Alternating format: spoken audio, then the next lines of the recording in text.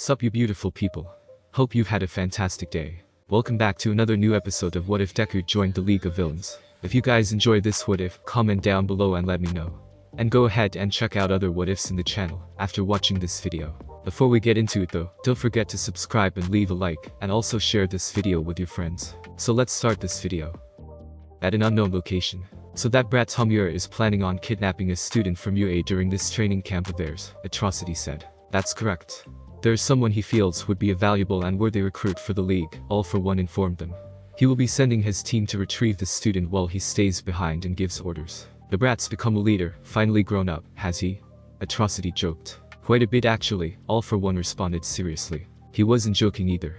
In the past few weeks, Tomura had matured and acted less childish than usual. He was even starting to think more for himself. And it's all thanks to Deku, he thought. Quirk analysis, scientific gifts and helping to develop Tomura. He's one of the best things that I brought into the league. He meant it.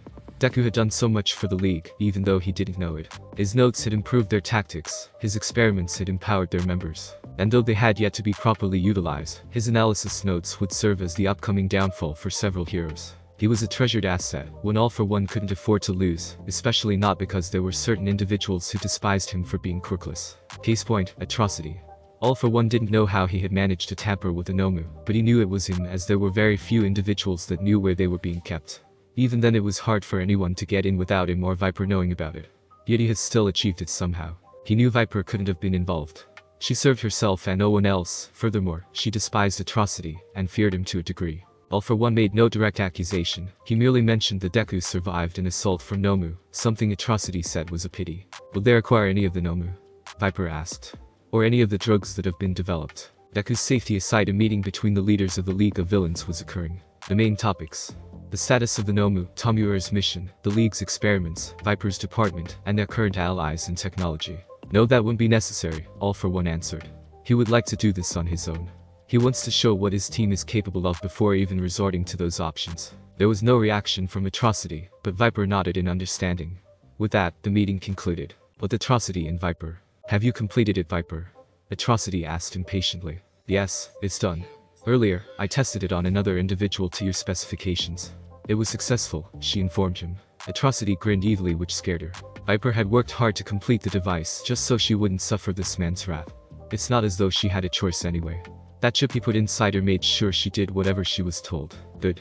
Everything's going according to plan then, Atrocity stated. What exactly are you planning? Viper asked curiously. Something bad, Atrocity responded while still grinning. Don't worry, you'll find out soon enough. For now, just keep on working like you normally do and leave everything to me. This was enough for Viper, who quickly left to continue her work. What he was planning involved Tomura's attempted kidnapping and several devices he had secretly placed around the bar All For One owned. This time I won't fail, he vowed. I'll eliminate both All For One and that quirkless bastard he employed. He was furious when Deku survived his assassination attempt. He started breaking anything he saw, even his own henchmen. Kun had fled before she suffered the same fate, but he didn't care. He was so angry he didn't even give a shit. It was bad enough that All For One had a lot more power and influence over the league than he did, but when he wanted someone dead and they didn't die, well, there was hell to pay. He did acknowledge that it was because of the hero killer, the vigilante, that Kun referred to as the Huller, and that pesky student were the reason he had failed. The quirks had been powerful enough to defeat the Nomu. He seriously doubted that Deku could have done it. He was just a useless quirkless piece of flesh and nothing more. Well, maybe not entirely useless. Atrocity would never outright admit it, but the bastard did take somewhat decent notes on quirks. Despite his frustration, he decided not to let it bother him. He had a plan. One that would get him everything he desired and more. All For One would never know what hit him. To relieve him of his stress, Atrocity decided he needed to do his favorite hobby, torture.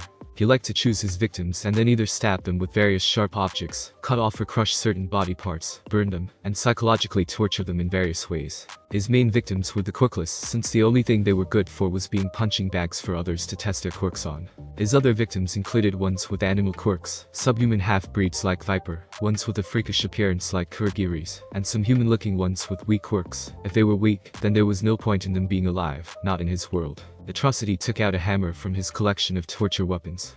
With this, he would be able to feel every blow, every impact. The image of his victim's face in agony, the magnificent screaming that would follow. The mental images made him smile with sadism and glee. Time for some fun, he declared as he headed for the torture chamber. On top of a building a week later. I don't do this often, Deku, so you'd better enjoy it, Razer informed the boy sitting next to her. I am, Izuku barely replied as he sampled the sweet sensation in his mouth. Izuku and Razer were currently sitting on top of a building having donuts and hot chocolate with marshmallows, both of which were quite delicious. The reason they were doing this, Razer decided to take Izuku out as a special treat for this current event. They both raised their cups. A toast to you, actually managing to survive your first year with the league, Razer announced. Just barely. Izuku ignored the insult at the end. He was surprised himself. Has it really been a year? He asked. Time sure does fly. I know, right, she agreed. It seems like only yesterday that I had you in a chokehold ready to kill you. Until Kurogiri interfered, of course. It had been a little over a full year since Izuku had joined the league. Razer had surprisingly taken him out for this occasion. It seemed that she was into normal things like sweets, which were somewhat reassuring. So much had happened. He had changed a lot as well. Izuku, Razer addressed him.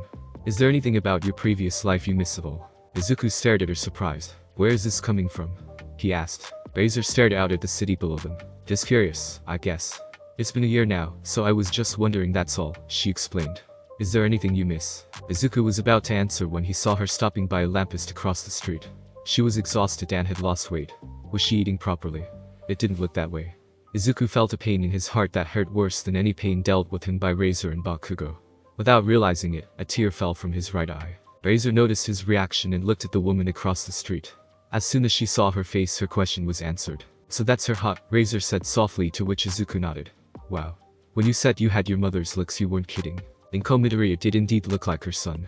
Same face, same eyes, and her hair was the same as his used to be before he dyed it black. Though it seems she had lost weight in the past year. At least that's what Razer gathered from Izuku's description of her. When she and Izuku had breaks from training, he would sometimes talk about his mother. Razer remembered that Izuku was always smiling when he talked about her. He described Inko as a kind and caring woman who always stood by him when times were tough. He talked about things they had done together, some of which were the happiest moments of his life. Razer could tell from all this that he loved her deeply. Inko started moving again until she was out of their sight. Izuku dried his tears. She's still looking for me. I can't ever go back though, he said sadly. I left to keep her safe. Despite that, I still hurt her in the worst possible way. Razer was silent. She would not admit it, nor would she show it, but she felt sympathy for Izuku. She knew he saved a girl from rape and helped a student get back on the right track, she heard from Stain. He didn't belong in the league. He was a 15-year-old who should have been in school and making friends. He should have been living his life. Unfortunately, that was no longer possible. The moment All for One wanted him, Izuku's fate was sealed. It wouldn't have mattered he had refused to join, he would have joined the league anyway under Sensei's influence. To put it simply, he was doomed to the life of a villain, of a criminal, the moment he was discovered. Any shot he had at a normal life was taken from him. As they finished up their dessert, Razer started talking. I'll be away for the next couple of days. Sensei has some jobs for me to do, she informed him. I'm not allowed to say what though.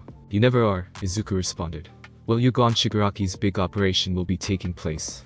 It's actually supposed to start in about an hour or so. However, it seems he wants to keep quiet about the specifics, at least to me. Typical, she replied. I guess he wants to be able to brag about it when it succeeds. Whatever the case, be on your guard while I'm gone. You never know what could happen. Razer didn't know why, but she got the feeling something was about to happen. Whether it was good or bad she did not know, but she knew something would happen. She was never wrong about this sort of thing either. She had always gotten this feeling before a major fight or some sort of tragedy that was about to occur. Years of fighting had carved this into her very being. Call it paranoia or precognition, she did not know or care, something bad always happened. This time she felt it was about Izuku and she didn't like it. I will, Izuku replied. I'll keep up the training while I'm at it also. You had better. If you slack off, you'll get weaker, Razer informed him. And then I'll have to whip you back into shape. Izuku knew she meant it literally. As they finished cleaning up, they headed to the alleyway where they began to part ways. Izuku wished her luck with her missions, and Razer asked him to tell her the details of Tomoura's mission when it failed, most notably his reaction. It was then that they parted ways. Outside the bar, Izuku had no intention of checking in for Tomoura's mission. He had done all his work, so he was finished for the day. While walking, he saw Dabi leaning against the wall outside. Of all the new recruits Tomoura had gathered, Dabi was the one Izuku got along with the most. He was also the one Izuku interacted with the most. He didn't seem like a bad person, though he didn't have the best manners. He interacted with the other members of the league as well. Twice was nice, but complicated. Izuku could tell he was not a bad person based on their experiences together. Compress seemed nice, but ones such as Moonfish and Muscular were complete psychopaths. Toga, who was also a psychopath, was also somewhat nice. Her primary reason for being in the league was that her life was too hard, and she wanted to make it easier to live in this world, at least in her words. Izuku knew it went much deeper though. The other members also had their reasons for being in the league, some tragic, some noble and some pure evil. Izuku had a little bit of information on each of them. These interactions happened rarely though since he was always busy with work. Good evening, Dabi greeted him in a dull tone. Hello Dabi, Izuku replied. How are things? Are you getting ready for the mission? Dabi grinned. He too found Izuku easier to get along with than most of the league. Once when they were talking, he asked about Izuku's encounter with Stain, which the latter explained in great detail. It seemed that the hero killer was nobler than he thought, which was why he was going to work even harder to carry out his will. Dabi actually liked the boy more than he cared to admit. When he heard about his past, he was sympathetic because like Izuku, his life had been ruined by a hero's when he was young. The only difference was he loathed that man with all his existence. I suppose I'm okay. I've already prepared along with the others, he informed the teenager. What about you? You here to just check in? Izuku shook his head in denial. No, I'm just heading home since all my work for the day is now done, he replied. I don't know anything about the mission anyway, so there's no point. Shigaraki doesn't want me to know about it for some reason. Dabi frowned. Is it someone Deku knows? Dabi wondered. Our mission is to kidnap a student after all. Don't tell Shigaraki I told you this, but our mission involves kidnapping a potential recruit for the league, he explained. He's a slightly well-known figure. I can't tell you any more than that though. Izuku blinked in surprise. Tomura was kidnapping someone. Why was that such a big deal? Maybe he didn't want him to know in case he got captured and interrogated. For some reason though, Izuku got the sense that it was for a completely different reason. Also, Shigaraki is staying behind for this one. He's trying to lead from here and ensure no one realizes it's the league, Dabi added. His first big assignment and he's not even going, Izuku said. Whatever, when you've completed it, call me over. Until then good night Dabi. See ya, the villain in black responded. At this apartment, Izuku finished brushing his teeth and stared at his reflection. His fingers traced over his body where there were once a number of injuries. Places where there had been bruises and scars, not all inflicted by Bakugo. Some of his scars were self-inflicted. Back then he went through so much that he sometimes did things that relieved him of stress. They had all disappeared due to the regenerative drug, but sometimes he still felt like they were there. Thinking about it all now Izuku shuddered. A year had now passed. He was different, he was stronger. However, memories of the days when he was severely bullied still haunted him. That doesn't matter now. You're here, you're free from all that, he told himself. You're safe, you never have to back to that. For some reason, he still felt unsure. Not wanting to dwell on it any longer he drifted into a deep sleep, unaware of the chaos that was soon to follow. Izuku awoke at the sound of his phone buzzing. It was a message from Dabi. Mission was a success. If you want to see who we caught you had better come over now. Izuku guessed that he must have only sent it now because he didn't want to disturb him while he was sleeping. That aside, he was curious as to who this big shot they had kidnapped really was. Quick as he could Izuku got dressed and hurried down to the bar. Little did he know, he was in for a nasty surprise when he arrived. At the bar. Upon arriving Izuku was greeted by Dabi and Kurogiri. Kurogiri appeared anxious about something. Deku before you see who we've captured, Kurogiri started nervously. Tomura believed he would be a good addition to our ranks. Izuku was confused by Kurogiri's behavior. Just who did you kidnap? He asked concerned. A student, Kurogiri exclaimed. One you know rather well. Kurogiri really seemed nervous now. A student I know well. Who? Then it dawned on him. There was only one person that matched his description. No, Izuku said horrified. Not him. Anyone but him. See for yourself, Dabi piped up. Izuku walked into the bar to see that everyone was there. They had all come back from the mission safe. Well, mostly everyone, Mustard and Moonfish weren't present for some reason. What caught his attention was the person at the center of the bar chained up so that he couldn't escape or speak. A blonde he knew all too well. Bakugo was their target. This can't be happening, Izuku mentally screamed. Katsuki turned to look at the new arrival. The moment he did he stopped squirming and went completely silent. He couldn't believe his eyes. He suspected but he never actually believed. What the actual fuck? Deku is with these psycho holes. Katsuki thought. Neither boy said a word. The two just stared at each other in shock. The other villains picked up on this. This has got to be the first time this kid has stopped making a fuss, Magni stated. Yeah, it is, Twice added. He's been raging the whole time. Snapping back to reality, Izuku scanned the room until he came across Tomura, who was sitting at the bar area watching TV. Izuku marched over to him angrily. Shigaraki, why is he here? Izuku roared. Everyone in the room was taken back by this. Barring that one time, they had never seen Deku this angry. Well, if it wasn't obvious, he was what the mission was about, Tomura explained. He'll be a great addition to our ranks. Izuku couldn't believe his ears. Was Tomura really that stupid? No, he wasn't, he just didn't know Katsuki like he did. Tomura was amused at the reactions he was getting from Izuku. It was the first time since they had met that he looked so annoyed and angry. Though he really couldn't blame Izuku, this was the kid that ruined his life after all. Why couldn't you have picked someone less volatile, less of an asshole, and you know, not him, Izuku demanded. Getting away from this thing was one of the reasons I joined the league. Katsuki, who had been listening to them, started making noise and struggling again. He wanted to know why the hell Deku was with these villains. What use could he possibly be to them? He was a quirkless loser who was useless at just about everything. What could they possibly hope to gain from having him around? Also, who did he think he was spouting crap like that about him? The other villains were beginning to pick up on who Katsuki was to Deku. He was a boy from his story, the boy who bullied him to the point of becoming a villain. Izuku turned to glare at Katsuki. He was so angry he couldn't stand it. The latter gave him a surprised look, most likely because Izuku wasn't acting like he usually did. Izuku didn't seem afraid of Katsuki. He was angry also, that never happened. May I have a minute alone to speak with Bakugo? Izuku asked as politely as he could. There are some things I'd like to get off my chest with him. I'll allow it because of your history. However, Kurogiri will be staying to make sure you don't kill him, Tomura replied while getting up and motioning for the others to follow him. Also, Deku, try not to damage him much. My team went through a lot of trouble to retrieve him. Izuku nodded. It was then just him, Katsuki and Kurogiri. While Kurogiri removed the restraints around Katsuki's mouth. The moment he did, the shouting started. Deku, you bastard. Why the fuck are you with these guys? Have you been with them since you went missing last year? Do you even realize how much stress you put your mom through? Katsuki roared. Izuku remained silent. He was so angry he could barely keep it in. Even after a year, Katsuki still had the nerve to treat him like he always had. He really hadn't changed at all. Hey, you quirkless fucker, I'm talking to you, so answer. Katsuki barked. That did it. Izuku stepped back, raised his right leg, spun it and delivered a kick to Katsuki's face. He then rushed forward and grabbed him by the head where he punched him in the jaw. He was about to punch him again when Kurogiri stopped him with his quirk. Tomura had stated not to damage him much. Izuku didn't look at Kurogiri, he simply stepped back. His face was filled with rage and hatred. Katsuki stared at Deku with utter disbelief. Deku attacked him. What's more, it actually hurt. This made no sense. Deku wasn't strong, he never fought, so how was this possible? Shut up. Just shut the fuck up. Izuku yelled. Katsuki froze. For as long as he had known Deku, he had never once sworn. You wanna know how all of this happened? You. Because of you. You, everyone at school and even All Might. You and everyone at school always beat the crap out of me simply for not having a quirk. When I said I wanted to be a hero, you all laughed and made fun. If that wasn't enough, you and most of our classmates humiliated me on a daily basis, Izuku told him. You know, the last day you saw me, I met All Might. He saved me from the sludge villain, and I got the chance to talk to him. When I asked if it was possible to be a hero without a quirk, he told me it wasn't. That was the last straw, I couldn't take it anymore. So, you know what I did? I went home to say goodbye to my mom, and then I came to the top of a building to take your advice. I jumped. Katsuki just stared at him in shock. He had never seen this much emotion from Deku. It wasn't all his fault. No one ever stopped him, others even joined in. The Dark never once defended himself or went for help, so there was no problem.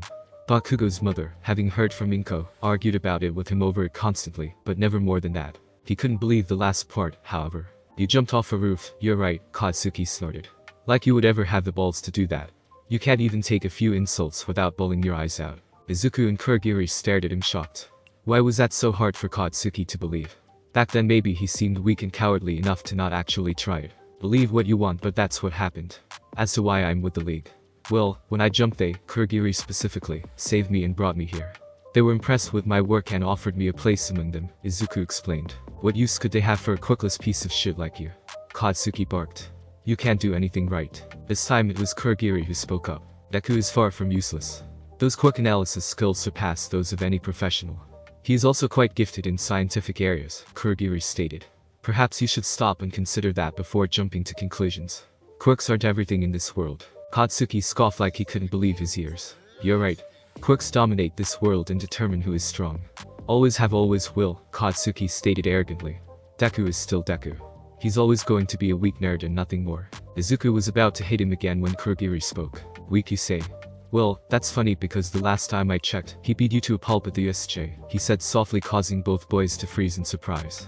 And he did it without a quirk. Katsuki looked like he didn't have a counter to that statement. Izuku stared at Kurogiri in surprise. Though he did not show it, Kurogiri was actually furious.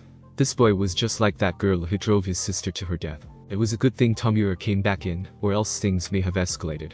It was clear that this conversation was over. Izuku, not wanting to be in the same room as Katsuki, went to the training room to clear his head. No one followed. Everyone seemed to understand that he needed to be alone. When he sat curled up in a ball in the corner. I thought I was over this. When I beat him, I thought I had moved on, but I haven't. Bakugo right, I'm still the same kid I was from back then, Izuku said to himself. Images of his past flooded his mind. All the times he had been beaten and humiliated were there. It doesn't matter what I do. That happened to me, I can never change it, he whispered. Part of him felt betrayed by the League for bringing Katsuki here. They knew how he felt about him, yet they still brought him. Granted, most of them didn't know Katsuki was his tormentor. Tomura knew, as did Kurogiri and Sensei. Izuku wasn't nearly as angry with them as he was with Tomura though. All Might stepped out of the UA meeting room to answer his phone. He and the teachers had just been discussing the recent attack on the training camp for the students. During the attack, several students and a pro were injured. To make matters worse, a pro had gone missing and 2 students had been kidnapped. It was a complete disaster. The media had also criticized them heavily, though they weren't wrong too. How the League of Villains had found the camp no one knew. The possibility of a traitor was suggested, but there was no definite proof. Young Bakugo had been taken most likely because of the violent behavior he displayed at the sports festival. That was easy to understand. But why was she taken? What use was she to the villains? He heard from the report she had been captured by a villain known as Muscular, who overpowered Vlad but nothing more. It didn't matter though, he would get them both back, even if it killed him. That aside, All Might felt shame and guilt for not being there to protect his students. Some symbol of peace he was. He checked his phone to see that it was Namasa. Sorry, what is it, Tsukauchi? All Might asked. We just took their statements.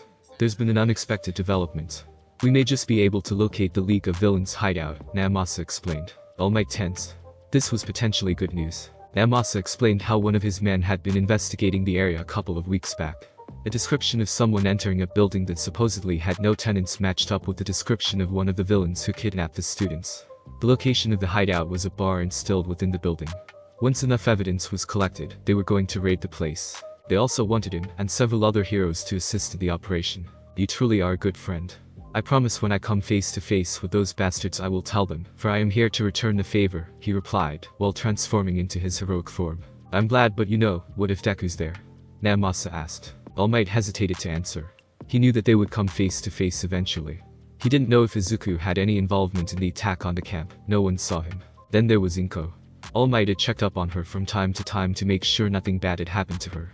She was still out searching for her son, but as usual, having no success. She didn't know he was watching her. All Might kept his distance to make sure she was safe. He dreaded the moment when she found out her son was a villain. When that time comes, I'll treat him as a villain and stop him, All Might finally responded. It was the best answer he could give. Fortunately, Namasa didn't argue and simply told him to be ready since that man may be there before cutting contact. All Might didn't doubt that All for One would be there. This was why, much to his despair, that he was going to get his old teacher to join in the fight. The mere thought of him terrified him. He then thought about the students that had been captured and Izuku Midoriya. Don't worry. I'll be there soon. The training room an hour later. Izuku had stayed sitting in that position for the past hour without moving. He still had a lot going on. No one had come to see him, so he just sat there. Wonder what they're all talking about now, he murmured. He didn't need to move from where he sat to hear them. He had learned from Stain how to channel his senses, so they were sharper. He closed his eyes and focused on the sounds around him. He listened carefully for the people that were at the bar. Sniffle. What was that? He thought. Izuku's attention was drawn away from the bar. He stood up and tried listening again. Sniffle. There it was again. It sounded like someone was crying. What's more, the voice belonged to a female. Izuku followed the sound to another corridor. He moved along until he came across the door where the sound was emanating from. Not wanting to be unprepared, he took up a fighting stance and kicked the door open. He was shocked at who he saw inside. She was around his age, wearing dark summer clothes. She was held in place by shackles, and her mouth was gagged so she couldn't speak. She possessed pink skin and hair, dark eyes with yellower eyes. There were also 2 horns sticking out from her head. Izuku instantly recognized her. He'd seen her at the sports festival. One of Katsuki's classmates. Mina Ashido, Izuku said in almost a whisper. The girl eyed him with both surprise and terror. There were tears in her eyes. Is he here to torture me? Mina thought, horrified. I haven't even done anything. I didn't try to escape. Mina was terrified. During the training camp while she was with her classmates and friends, several villains attacked. They were completely unprepared for it. Their main target had been Bakugo, surprisingly. However, the villain referred to as Muscular had been targeting her specifically. Why? It wasn't a recruiter like Bakugo. Oh no, it was much worse. It was to be as a new torture toy for his boss Atrocity. Mina was told that the man loved children like her, children with high hopes and dreams. He loved breaking them, ruining them, and shattering those thoughts completely until there was nothing left but despair. He especially loved subhuman freaks, people who took on a less human appearance due to their quirks, like her. To put it simply, he was a monster. Muscular then began to explain how his boss would break her in grand detail. He even went so far as to taunt her by saying that no one would come and save her, and that she would die all alone, in an effort to make her cry, which he succeeded. He hadn't harmed her yet though, he had been given strict instructions not to. Izuku was stunned to see her here. Why though? Tamura had clearly stated Bakugo was the target. Even Dabi said they were only after one person. But someone brought her here. Who though? What's more why? Mina hadn't displayed any villain-like tendencies at the sports festival. Izuku took out his phone and texted Kurogiri to show up at this spot without speaking a word to anyone. He mentioned using his quirk so people would think he was gone. 30 seconds later he appeared demanding an explanation. Izuku motioned to Mina who was still chained up. What on earth? How and why is she here? She wasn't with the others when I warped them here, Kurogiri exclaimed. So, she wasn't a target? Izuku asked. No. It was just Bakugo. This girl wasn't with the others when I warped them back to the bar, not that I saw anyway, Kurogiri explained. Mina who had been listening was rather surprised. The other villains hadn't been in on her abduction. Izuku moved closer and removed the gag in her mouth. I think we should just ask her what happened, Izuku stated. Ms. Ashido, could you please tell us what happened? Don't worry, we won't hurt you.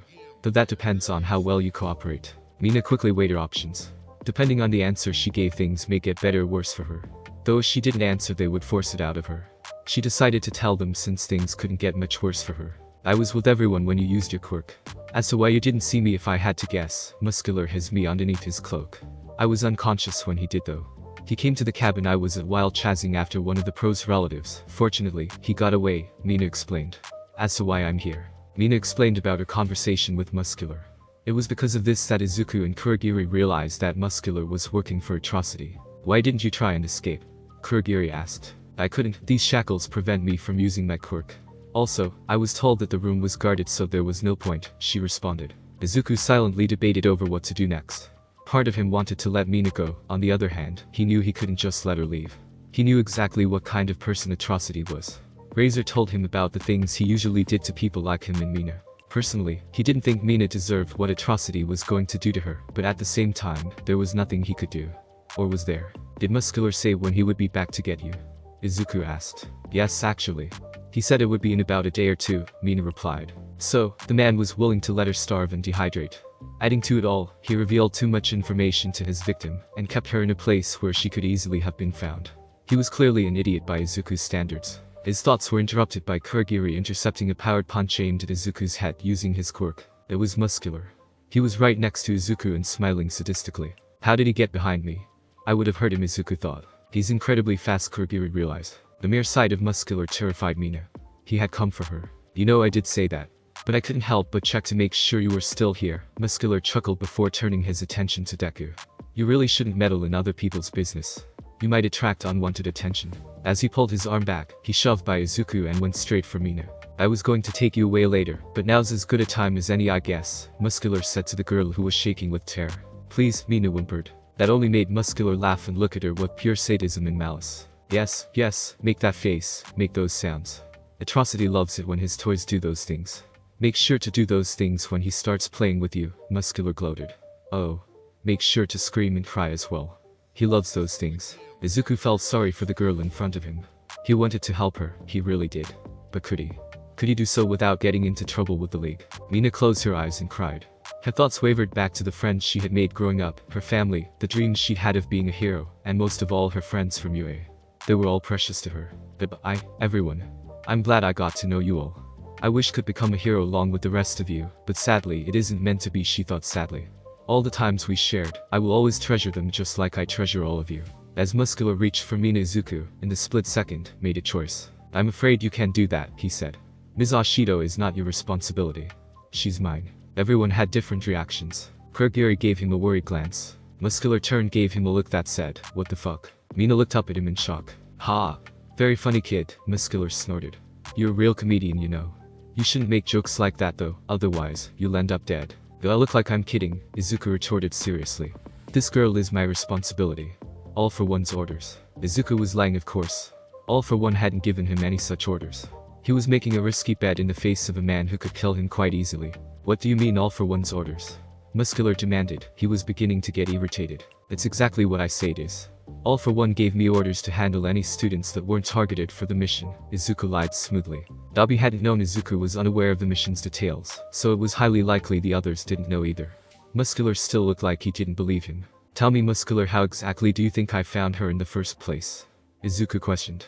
I spend most of my time in the bar, training room and out on the streets. I don't go wandering around the building because there's absolutely nothing to see. The majority of these rooms are void of objects. For once, the bulky villain didn't look like he had a response. He checked the rooms beforehand, so he knew Deku was telling the truth. There are cameras all around the building that only Sensei has access to. Last night when you all returned, Sensei captured footage of you bringing someone here. Granted, he didn't know it was Ms. Ashido, but he knew it was someone. As such, he sent me here to collect this person, Izuku explained. Izuku didn't know if the building had cameras or not, but it must have had some means of notifying the League of Intruders. However, Muscular didn't seem to accept this. He grabbed Deku by the throat and held him up while suffocating him. Don't screw with me, Muscular snarled. That can't be true. Shall we test that? Izuku challenged. I could call Sensei right now if you like and confirm it for you. I'll also be sure to mention that you are currently choking me, but I don't think he'll be happy with that. Kurogiri was getting nervous. Deku was playing a very dangerous game. He wasn't the only one.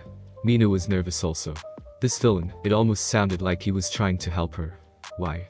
He was a villain, wasn't he supposed to do things like that? Still though, she would have preferred him over Atrocity. Listen, you quirkless bastard. I could snap your neck right now if I wanted to, Muscular snarled. Izuku didn't even look remotely fazed. There was no fear in his eyes. Oh, I know you could. However, are you prepared for what follows afterwards? Izuku asked politely. Muscular was confused at what he meant. Kurogiri understood though. Let me tell you what will happen. Sensei will hunt you and your boss down, and kill you both in whatever way he pleases. Why, you ask? It's because I happen to be an important member of the League, unlike you. I have done more for them in a year than you probably have in your whole life. Imagine how he'll react when he discovers you killed me. And don't think he couldn't, because we both know he damn well could. I'm sure that even someone as stupid you know Sensei is a lot more powerful than Atrocity. So, I suggest that you let go of me and forget about this girl. Otherwise, you'll be the one that ends up dead, Izuku threatened with more authority than he had ever used in his life. Everyone was silent. Kurogiri had never once heard Deku speak like that to someone. Mina thought this boy was extremely brave. Muscular was shocked and slightly terrified. This boy, he wasn't screwing around. He meant what he was saying. Well said, Deku, applauded a voice coming from the corner via monitor. It was all for one. Had he been listening to everything? You see, Muscular, everything is as Deku says. Please give my apologies to Atrocity, but he will have to get himself a new toy, Sensei stated calmly. He then switched to a more sinister tone. Also, get your filthy hands off Deku. He's a valued member after all.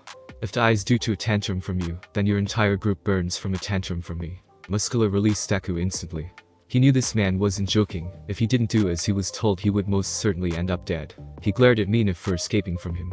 He then glared at Izuku with a burning hatred.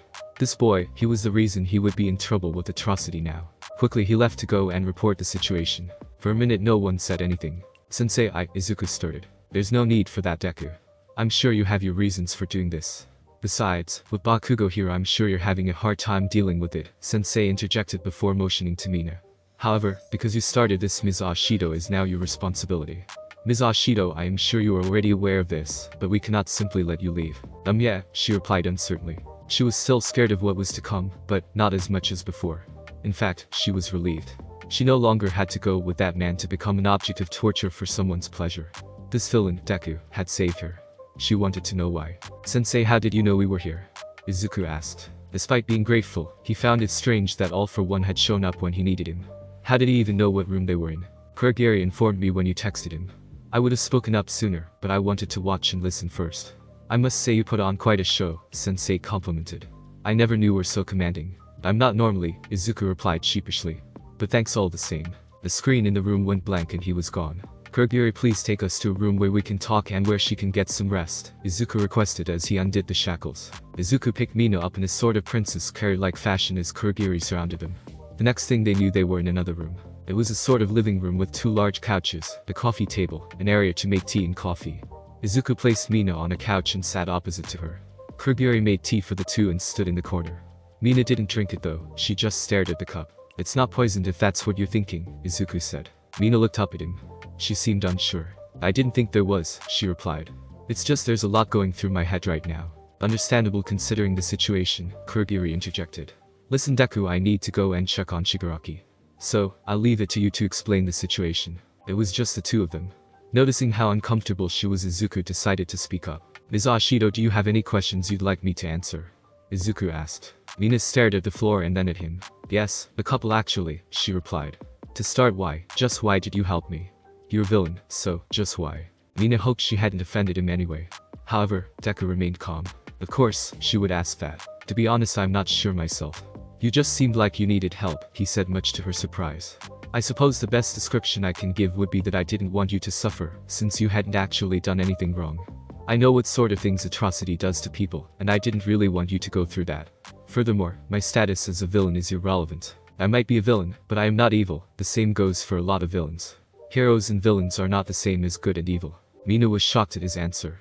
She had never even considered that. Certainly, he had a point, they weren't the same. She drank some of her tea, which she found sweet and refreshing. What's your relationship with Bakugo? That man from before mentioned something about it, she asked. Izuku's face soured slightly. He and I knew each other as children and up through school. He bullied me relentlessly simply for being quirkless, he responded. Mina was a little, but not entirely shocked. She knew Bakugo was a violent person with anger issues. He has shown some signs of being a bully from his former school, but this was the first actual confirmation. Mina despised bullying, so she sympathized with Deku a bit. I kinda understand what that's like, Mina said. Growing up pink wasn't always easy for me. People made fun of it at first, but I eventually made friends and things worked out well for me. Izuku was slightly surprised at this. Discrimination against people with quirks that altered their appearance these days wasn't as common as when quirks first showed up.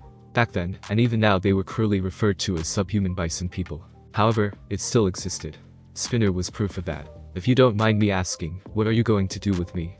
She asked. This had been the question she had been the most scared to ask. Are you going to make me fight against people or use my quirk to harm others? She asked nervously. Not if you don't want to, Izuku replied. And I won't force you either. But you will be working for me. I guess you could be my assistant and help sort out my work. Mina didn't respond. This boy, he clearly wasn't a bad person, however, she couldn't trust him, not yet anyway. At the very least, she was relieved that she wouldn't have to hurt others. But there was still something bothering her. What sort of work do you do exactly? Mina asked. I'm just curious as to what I'll be doing. I do quirk analysis for the League and am part of their science division in developing things. I'm not really a field agent. The only time I did something like that was the USJ incident, Izuku explained. I was there to fight Bakugo in an attempt to get even with him, which I did. To his surprise, Mina laughed. So, you're the one he was ranting on about. Before and after the sports festival, he was swearing, when I find that bastard in black, I'm gonna kill him. He really wasn't happy about losing to you, she informed him. He never did like it. That's the first time I think he's ever lost anything, he replied. It was true. Katsuki had never lost at anything before. Whatever was thrown at him, he would always find a way to win and come out on top. Back when they were children, he took on kids bigger than him and still won. His strength and passion to win were part of the reasons Izuku originally looked up to him. How's Bakugo exactly? Mina asked, since she was concerned about what happened to him. Shigaraki is trying to convince him to join the League. However, he is tied because of his volatile nature, he explained. Mina said nothing. She kinda had to agree with that statement, given the guy's personality. She doubted the villains would hurt him since they needed Bakugo. Let's leave it at that for now, Izuku declared. You look very tired, so you may want to get some sleep. He wasn't wrong. Mina had been up early the day before and hadn't gotten much sleep the night before, as part of her punishment for failing the exam. She hadn't gotten any sleep last night either. Muscular woke her up to explain her horrific situation, and she cried for most of the night. Being chained up made it less comfortable. To point it simply, she was exhausted. A few hours wouldn't hurt. Izuku took out a blanket and handed it to her. Lying on the couch with the blanket over her, she fell asleep quickly. Izuku, who was still tired, drifted off shortly after. Though Mina didn't fully trust him, she felt safer with him around. At an unknown location. What? That quirkless son of a bitch took my new toy, Atrocity roared. He was pissed. More than he had been in a long time. He wanted to break something or someone. Unfortunately, his last toy just died, and none of his henchmen were around, so couldn't take his anger out on them. He wasn't angry at Muscular. He had done his job like he was told. He wasn't wrong to walk away when All for One got involved. If anything, it was a smart decision. He even ordered him to remain with the League not to arouse suspicion, because there was still a chance he could get his toy back. Then there was Deku. He was outraged when that quirkless abomination evaded him the first time, but now he utterly loathed him. That boy had stolen from him. No one did that, no one. Especially not when it came to his toys. He didn't like him before, but now he hated him with a burning passion. That does it, he's dead, Atrocity declared. Whatever future he had, it's gone. He would see to it that Deku was given a slow, torturous death, and he would do it tomorrow when the plan went forward. Hell, he may even take him as an extra toy to play with. Enjoy today while you can, Deku and All for One. For it will be your last, Atrocity swore. Thanks for listening. I do hope you enjoyed. If you want the next part of this video, like, subscribe and comment down below, and turn on the bell notification. And also check out other videos that I have created and enjoy. See you in the next video. Peace.